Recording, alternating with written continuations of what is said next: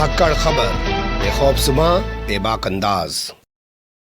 धाकड़ खबर के news room से मैं आपके साथ हूं अकरम रईस खान। कोर्ट संबंधित खबरों का ताजा बुलेटिन लेकर एक बार फिर से आपके सामने हाजिर हो गया हूं। आज के बुलेटिन में 10 अहम खबरें जिनसे आपको रूबरू कराने जा रहा हूं। आप जानते हैं पूरे देश में किसी भी मीडिया पर आपको कोर्ट संबंधित खबरों का ऐसा बुलेटिन कहीं नहीं मिल सकता है और आप लोग इसे बहुत पसंद करते हैं, इसलिए हम लोग भी कोशिश करते हैं कि और तमाम चीज़ें छूट जाएं लेकिन धाकड़ खबर का कोर्ट बुलेटिन ना छूटे, रोज़ाना आपके सामने आता रहे। हालांकि हमारे पास ना उतने संसाधन, उर्दू में बात करें ना उसने वसाइल हैं कि हम रोज़ाना चीज़ों को चला सकें, लेकिन फिर भी आप लोगों की दुआएं और प्यार देख के ना अगले दिन काम करने की अजीब ही एक ऊर्जा भर जाती है। चलते हैं पहली खबर की तरफ। पहली खबर से ही पहले दो मामले आपके सामने रखना चाहता हूं। रिया चक्रवर्ती जेल जा चुके हैं, उनका भाई शोभिक चक्रवर्ती भी जेल जा चुका है। 24 घंटे तक वो एनसीबी की हिरासत में रही और उसके बाद उनको जेल ट्रांसफर कर दिया गया है। आज वो जमानत के लिए अप्लाई कर सकती हैं, कोर्ट में उनकी जमानत पर सुनवाई हो सकती है। बता दें इससे पहले उन्होंने मजिस्ट्रेट के सामने मंगलवार को जब उन्हें गिरफ्तार किया गया था, कोर्ट के सामने पेश किया गया था, वीडियो कॉन्फ्रेंसिंग के जरिए अपनी जमानत रखी थी, लेकिन कोर्ट ने उनकी जमानत की अर्जी को खारिज कर दिया था, नहीं सुना था। फिर से वो सेशन में इस मामले को लगाने जा रही हैं। तो मैं जब ये रिकॉर्डिंग कर रहा हूँ तब तक तो कोई डिटेल आई नहीं, हो सकता है जब ये खबर आपके सामने पहुंचे तब तक कोई डिटेल आ जाए, इसलिए इसका जिक्र यहीं कर रहा हूँ। माफ़ी चाहेंगे, कल के बुलेटिन में रखने की कोशिश करेंगे। वैसे कल फ्राइडे है, हम लोग छुट्टी पे रहते हैं। इसी तरीके से एक मामला और है, कंगना राणावत वाला मामला। उस मामले पर भी बॉम्बे हाईकोर्ट फिर से दोबारा आज सुनवाई करेगा। बता दें कल इस मामले में बॉम्बे हाईकोर्ट ने एक तरीके से कंगना राणावत को राहत दी थी कि उसके घर में, ऑफिस में तोड़ फोड़ नहीं की जाए। हालांकि तोड़ फोड़ का काम पहले ही ख़त्म हो चुका था, लेकिन फिर भी राहत दी और बीएमसी से जवाब तलब कर लिया। बीएमसी को वहां हाजिर होना है, वो अपना पक्ष रखेगी, देखेंगे कोर्ट क्या करता है।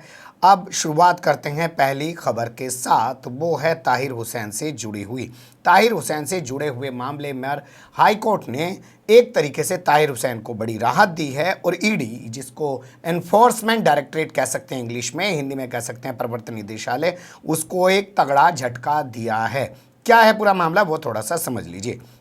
हाईकोर्ट पहुंचे ताहिर हुसैन के वकील, उन्होंने कहा कि साहब 30 अगस्त को मेरे मुवक्किल को 6 दिन के लिए तिहाड़ जेल से ईडी ले आई और 6 दिन का रिमांड पे रखा। अब 7 सितंबर को फिर से उसने 3 दिन का रिमांड मांग लिया है। हम चाहते हैं ये जो बार बार रिमांड लेके परेशान किया जा रहा है, इस पर रोक लगनी चाहिए और हमारे जो मुवक्किल हैं ताहिर हुसैन, उनको जेल भेजे ईडी। तो हाई कोर्ट ने इनको राहत दी और एक तरीके से मान लीजिए जो 3 दिन का रिमांड था उसको रद्द कर दिया और ईडी को आदेश दिया कि वो फौरन इनको तिहाड़ जेल में वापस भेजे। बता दें आपको, ईडी जो है इनके खिलाफ जो जांच कर रही है वो ये कि इन्होंने किस तरीके से शैल कंपनियां बनाई और सीए एनआरसी आंदोलन के लिए पैसा जुटाया और उसी पैसे के जरिए बाद में दिल्ली में दंगा कराया गया। ये जांच ईडी कर रही है साहब। बता दें इनके खिलाफ और भी कई सारे मामले हैं और भोंपू मीडिया के दलाल, चाटुकार, दंगाई पत्रकार ही नहीं, दिल्ली पुलिस ने इनको पूरा मुख्य आरोपी बना रखा है। आम आदमी पार्टी के पार्षद हुआ करते थे, लेकिन जैसे ही इन पर एफआईआर दर्ज हुई अरविंद केजरीवाल ने इनसे पीछा छुड़ा लिया, इनको सस्पेंड कर दिया, पार्टी से निकाल दिया, यानी कि इनको निलंबित कर दिया।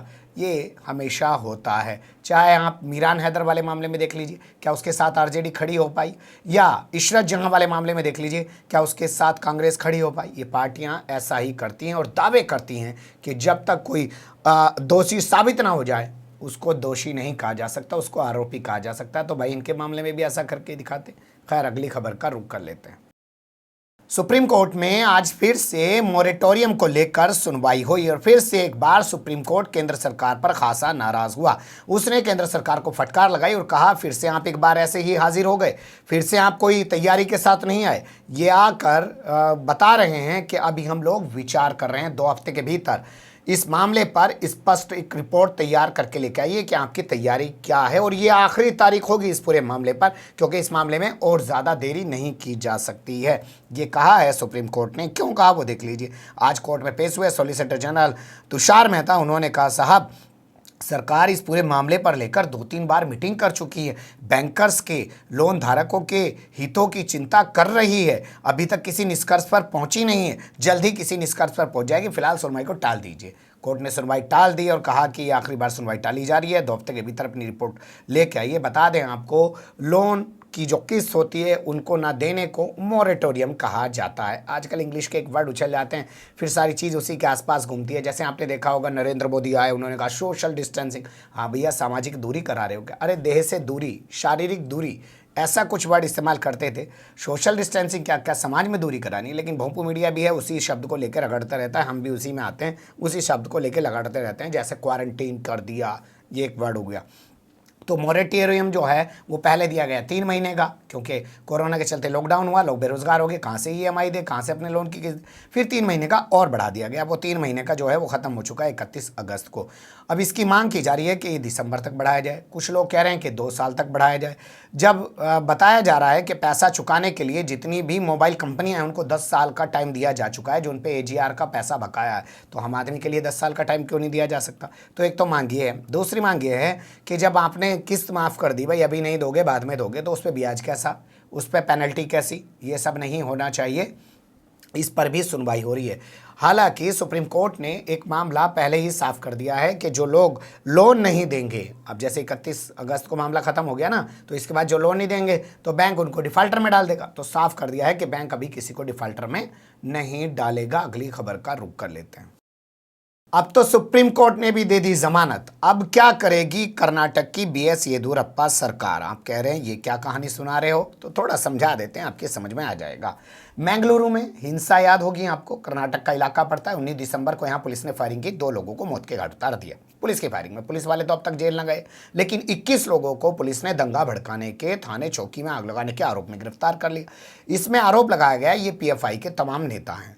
ये पहुंचे हाई कोर्ट और बेंगलुरु हाई कोर्ट ने इनको जमानत दे दी। साहब, इनको जमानत मिलने से बीएस येदियुरप्पा सरकार इतनी तिलमिला गई, इतनी गुस्से में आ गई कि सुप्रीम कोर्ट पहुंच गई। सब दंगे के मामले में जमानत रद्द कराने के लिए, और सुप्रीम कोर्ट ने भी कहा अच्छा भाई ठीक है, तुम आए हो तो जमानत को रद्द कर देते हैं। सुप्रीम कोर्ट ने भी जमानत रद्द कर दी, लेकिन ये अपना वकील लेकर फिर सुप्रीम कोर्ट में खड़े हो गए। और अब खबर आ रही है कि सुप्रीम कोर्ट ने इनको जमानत दे दी है। शर्त क्या लगाई है? शर्त लगाई है कि अपने पास के थाने में जाकर हर हफ्ते सोमवार के दिन हाजिरी बजाओगे, उन्हें विश्वास दिलाओगे पुलिस वालों को कि अब आप किसी दंगे के मामले में, किसी बवाल के मामले में, किसी ऐसी गतिविधि में, किसी ऐसी बैठक में या मीटिंग में आप लोग शामिल नहीं हो रहे हैं। लेकिन अब बड़ा सवाल खड़ा होता है बीएस येदियुरप्पा सरकार पर कि अब तो सुप्रीम कोर्ट ने जमानत दे दी, अब कहाँ जाएगी बीएस येदियुरप्पा सरकार? बेहतर होता कि बेंगलुरु के मामले में फायरिंग करने वाले पुलिस वालों को भी ऐसे ही उठा के जेल में डलवाती और उनकी जमानत का भी ऐसे ही विरोध करती।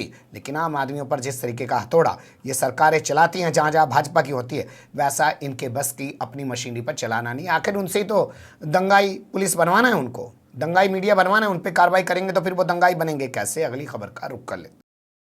पशुओं को कानूनी तौर पर व्यक्ति होने का अधिकार दिया जाना चाहिए, कानूनी अधिकार दिया जाना चाहिए, ये मांग करते हुए सुप्रीम कोर्ट में एक पिटीशन दाखिल की गई है। बताइए, जिस दौर में इंसानों को जानवरों जैसा खाना मिल रहा है, इंसानों को जानवरों जैसा रहना पड़ रहा है, इंसानों के पास मरने के अलावा कोई चारा नहीं बचा है, उस दौर में एक महाशय ऐसे भी हैं जो सुप्रीम कोर्ट का दरवाज़ा खटखटाने पहुंच गए और कह रहे हैं माई बाप, पशुओं को भी जो है इंसानों जैसा अधिकार कानूनी तौर पे मिलना चाहिए। ये पिटीशन उन्होंने दाखिल कर दी है। चीफ जस्टिस ऑफ इंडिया ऐसे बोबड़े इस पिटीशन को एंटरटेन कर रहे हैं। वैसे उनके सामने कोई बड़ा गंभीर मामला ले जाइए, उसको एंटरटेन नहीं करते हैं, खारिज कर देते हैं। जैसे अभी आपने देखा होगा डीजल पेट्रोल वाला मामला, एक आदमी लेके पहुंचा, उसने कहा साहब एक बात बताइए, ये बार बार पैसा बढ़ा रहे हैं, इस पर आप सुनवाई क्यों ना? कहा भैया ये तो नीतिगत मामला है, हम तो नहीं कर सकते। तो क्या ये नीतिगत मामला नहीं है? अब जानवरों को क्या इंसान के बराबर के अधिकार दिए जाएंगे कानूनी तौर पे? क्या वो मुकदमा लड़ने भी जानवर खुद आया करेगा? ऐसा हो सकता है? हालांकि ये सवाल खुद सीजीआई एसए बोबड़े ने उस शख्स से पूछ लिया।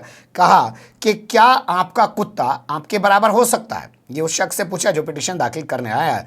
जानवरों को पहले से ही कई सारे अधिकारों के तहत संरक्षण मिल रहा है और कानूनी संरक्षण मिल रहा है।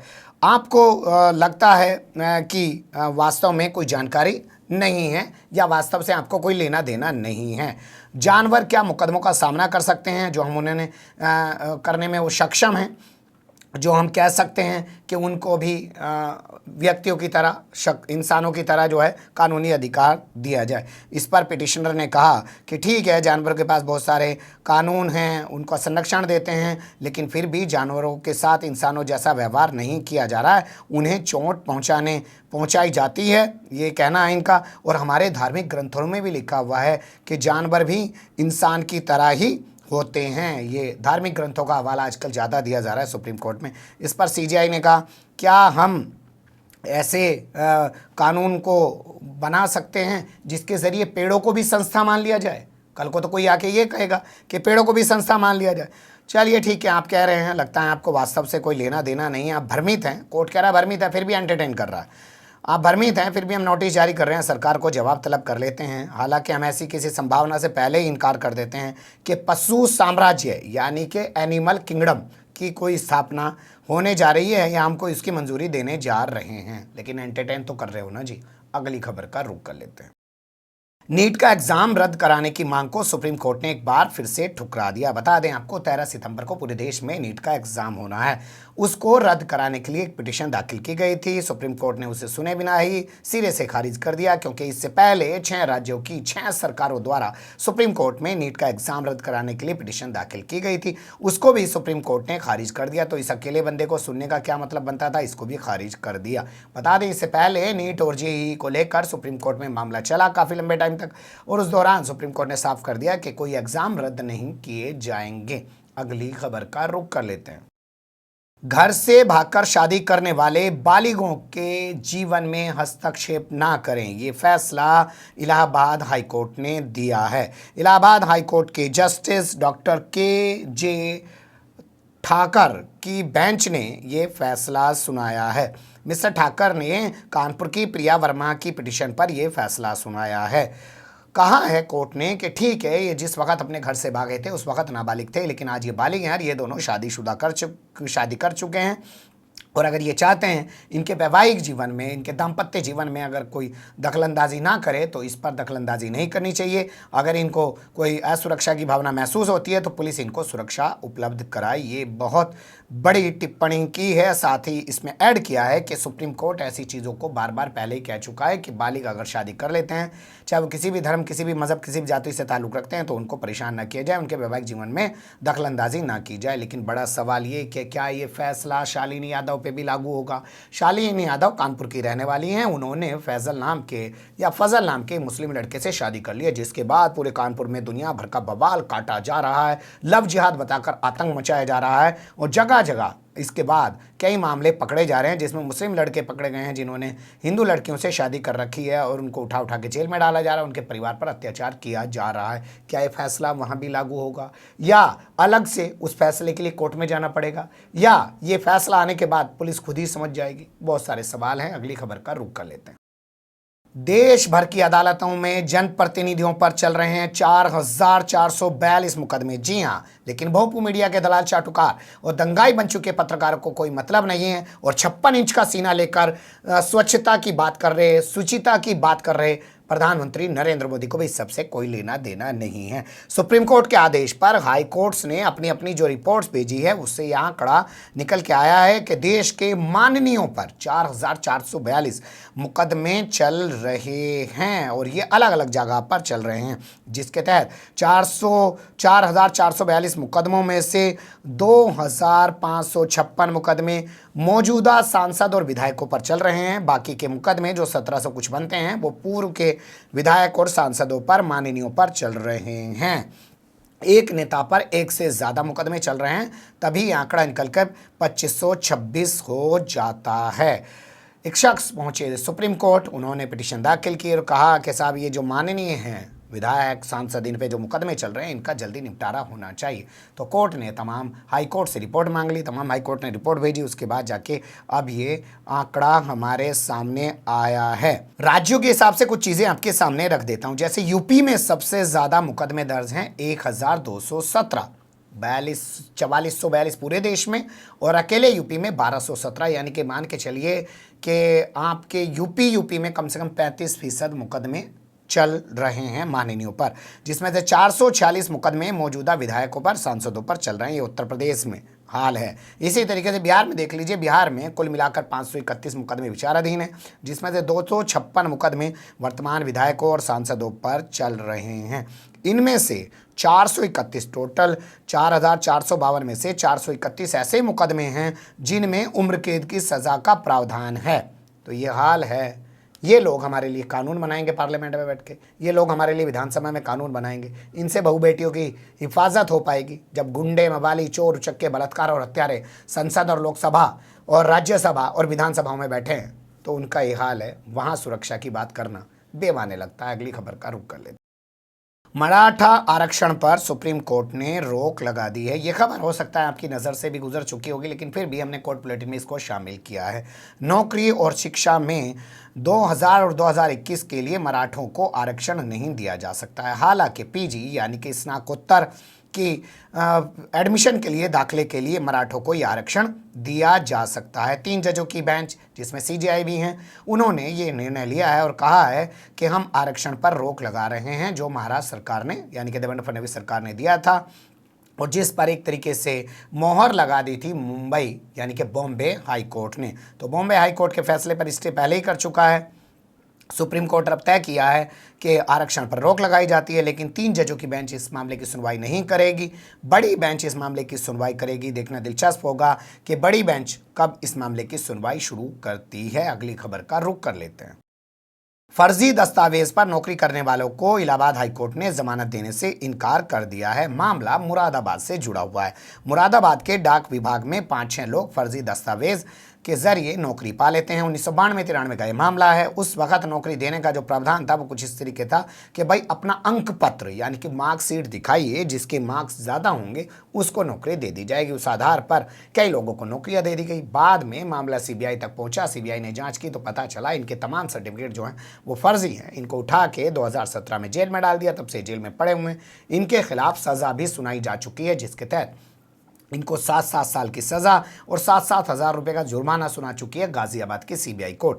अब इसी को चैलेंज करते हुए ये हाई कोर्ट पहुंचे और इन्होंने ज़मानत की अर्जी लगाई, लेकिन हाई कोर्ट ने इनको ज़मानत देने से साफ इनकार कर दिया और अभी तक हाई कोर्ट ने सीबीआई यानी कि गाजियाबाद की जो सीबीआई कोर्ट है उसके फैसले पर भी किसी तरीके से रोक लगाने से इनकार कर दिया। मेरे पास इन लोगों के कुछ नाम हैं, मैं लिखवा देता हूं आपको। नाम है सुरेंद्र सिंह, नाम है वीरेंद्र सिंह, नाम है सुंदरलाल, नाम है रोशन लाल, नाम है राज सिंह बहादुर। तो बहादुर जो हैं वो फर्जी दस्तावेज के आधार पर आरोप है, दोषी साबित हो चुके हैं कि नौकरी कर रहे थे। कुछ भी हो सकता है साहब, यहाँ जुगाड़ बड़ी चीज़ है।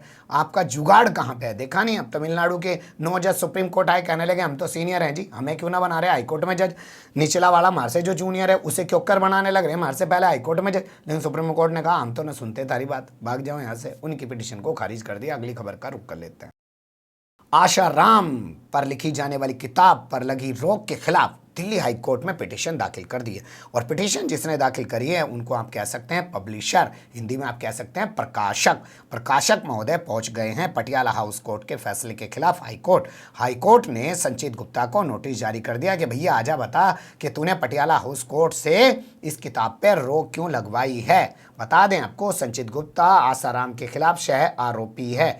उसका कहना है निचली अदालत से उसने दोषी ठहराए जाने के बाद हाईकोर्ट में अपील कर रखी है। जब तक वो अपील पर विचार नहीं हो जाता, उसमें बरी या दोषी साबित नहीं हो जाता, तब तक उस पर लिखी किताब नहीं आनी चाहिए। हालांकि किताब आशाराम पर लिखी गई है क्योंकि वो सह आरोपी है, तो उसका भी जिक्र है। उसका कहना है इस किताब का ज़रा सांस एक पोर्टल पे छपा है, उसी से उसको आभास हो गया कि उसकी कितनी बड़ी मानहानि होने जा रही है, इसलिए उसने हाईकोर्ट पटियाला हाउस कोर्ट में पहुंच के कहा। तो पटियाला हाउस कोर्ट ने किताब पर रोक लगा दी। लेकिन अब पब्लिशर जो है वो पहुंच गया जी, हमारा तो पैसा लग रहा है। मैंने उस दिन आपको समझाया था ना, कानून ऐसे थोड़ी चलता है, कानून वैसे भी चलता है। कान को इधर से नहीं तो इधर से घुमा के यूं पकड़ लो तो चलता है। किताब का नाम बता देते हैं, gunning for the god man और the true story behind Asaram Bapu conviction के नाम से किताब छप रही है। इस किताब पर रोक लग चुकी है पटियाला हाउस कोर्ट के जरिए। अब हाई कोर्ट देखते हैं रोक हटाता है कि नहीं हटाता है। किताब आने के बाद हम भी पढ़ेंगे किताब में ऐसा क्या छाप दिया जिसके लिए पब्लिशर प्रकाशक इतना परेशान हो रहा। वैसे उसका पैसा लगा, उसे इससे मतलब भी नहीं किताब में क्या लिखा गया, उसे तो बेच के अपना धंधा कर रहा है। और धंधे का ये भी एक सिद्धांत है कि पहले अपनी चीज़ पे विवाद करा दो, विवाद कराने के बाद वो मीडिया की सुर्खियों में आ जाए और उसके बाद फिर उसको हाई कोर्ट से परमिशन करवा के अनुमति लेके रिलीज़ करा दो। फिल्मों के मामले में भी कई बार ऐसा होता है, टीवी सीरियलों के मामले में भी कई बार ऐसा होता है। ये पब्लिसिटी स्टंट होता है, वरना आसाराम पे किताब कब आई कब चली गई कुछ लोगों को पता भी नहीं चल पाता। और धाकड़ खबर भी उस पर कोई खबर नहीं करता। बने रहेगा धाकड़ खबर के साथ। फिलहाल कमेंट्स के रूप में आप लोग अपनी राय दे सकते हैं, खबर को लाइक कर सकते हैं, चैनल को सब्सक्राइब कर सकते हैं और ज़्यादा से ज़्यादा हमारी खबरों को शेयर कर सकते हैं। फिर ऐसे ही किसी सुलगते हुए या उलझते मुद्दे लेकर मैं आपके सामने हूँगा हाजिर। फिलहाल अभी मुझे दें इजाज़त।